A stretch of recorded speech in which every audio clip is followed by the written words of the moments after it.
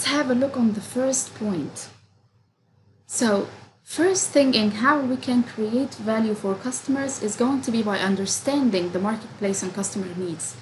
Of course, we need to understand what market I'm going to offer my products and services in, and I want to know what do customers need so that I can satisfy their needs and wants, not just making a profit, okay?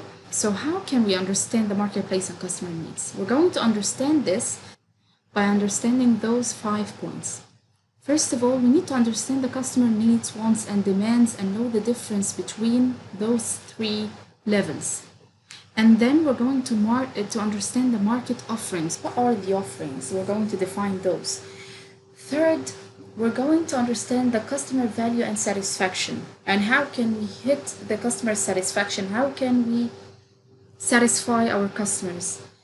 Fourth, we're going to understand exchanges and relationships. How do we exchange and make relationships? 5, which is last but not least, is gonna be understanding markets. The markets itself we're going to offer our products and services in. What are the markets? Okay?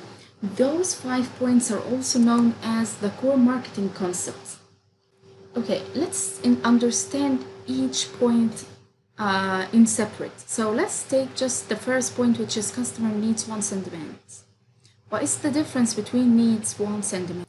First of all, needs. Needs are states of deprivation, the lack of something, poverty, which you'll see when you feel like you need something. You're lacking something, but you don't know what it is in specific, but you lack something. Okay? It's a physical need, maybe a food, clothes, safety, or whatever, which is referring to your physical needs, and social needs, which is belonging, affection, feeling. Those are social needs. And individual needs, which are knowledge and self-expression. Okay? So this is the need. What is the wants?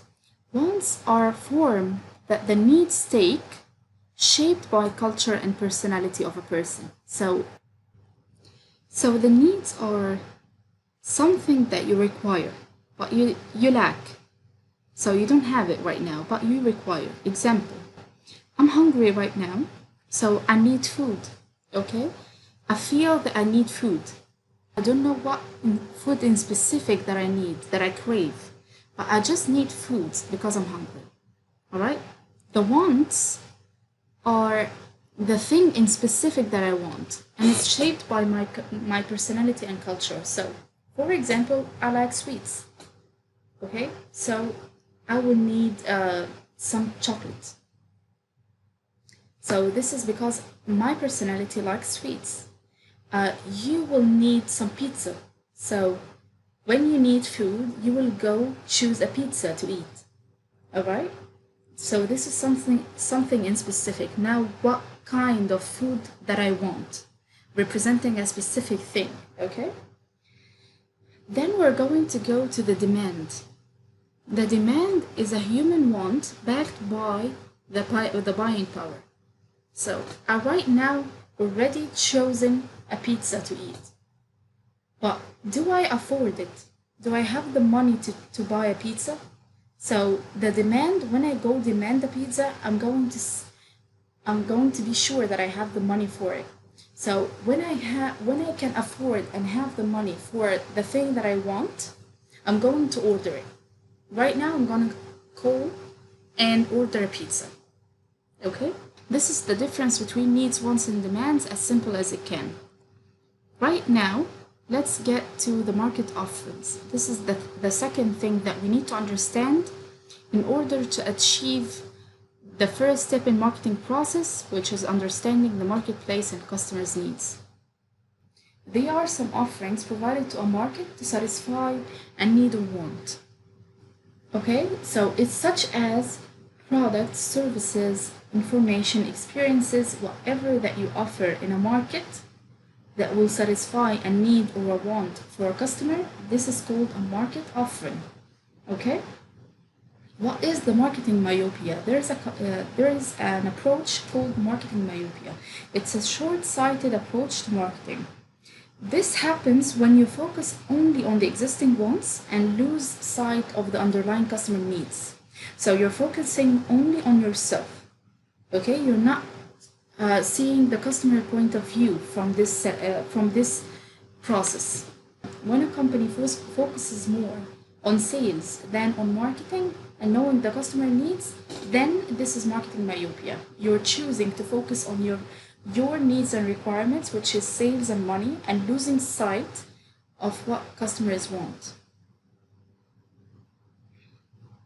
Okay, so here this frame at the end, again, it's just for you to read, to just enhance your understanding. You don't have to memorize it or study it for your exams.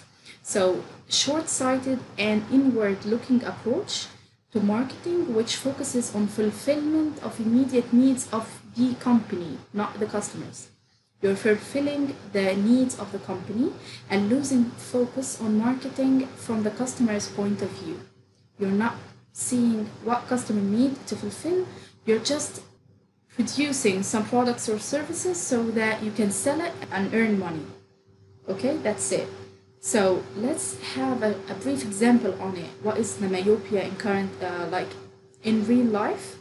For example, Uber and a normal taxi.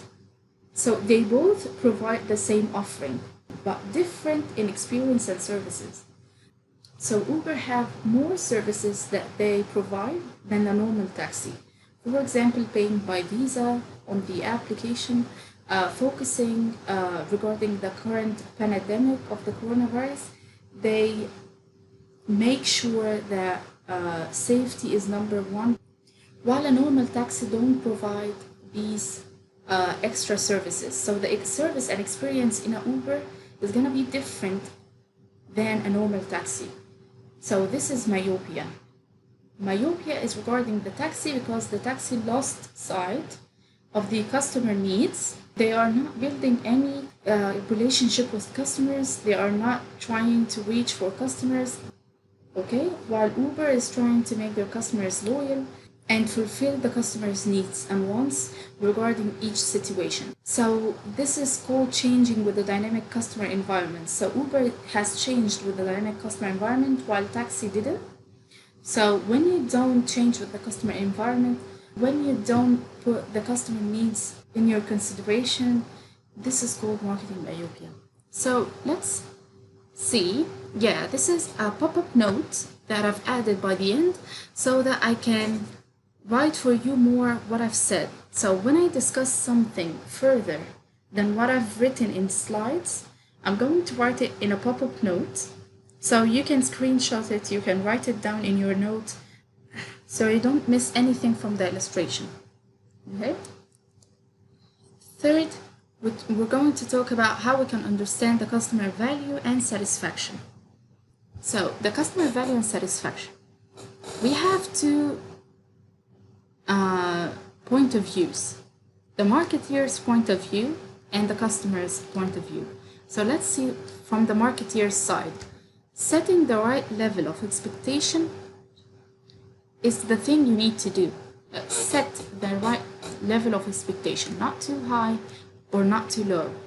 Okay? And we're going to see why. From the customer's point of view, if the marketeer set the right level of expectations for the customers, and the customer found that the value taken or benefited is higher than they have expected, then it will be a bonus for them. So you have exceeded their expectation, okay? But if a marketeer set a level of expectation too high and the customer found that the value benefited is not that good or it's less than they have predicted, then this is gonna be a failure, okay? So it's all about expectations and it's in direct relationship. If you've set the expectation too high, the customer is going to be disappointed. If you've set the level of expectation too low, the customer is going to be much happier and it's going to be a bonus for them. So it's not indirect relationship. Let's get to the fourth point, which is exchange. It's the art of obtaining a desired object from someone by offering something else in return. When you exchange money for a product, this is called exchange, as you can see in the picture here. So, example, trading value for marketing offerings. You're getting from the customer value by offering them a product or service. And last but not least, what are the markets? So, markets are places where actual and potential buyers and sellers exchange values. We say actual and potential because you have already actual buyers and sellers in the markets, and potential means customers or sellers who are expected to come in the future. So, places where these buyers and sellers exchange values. This is the market, it's a place.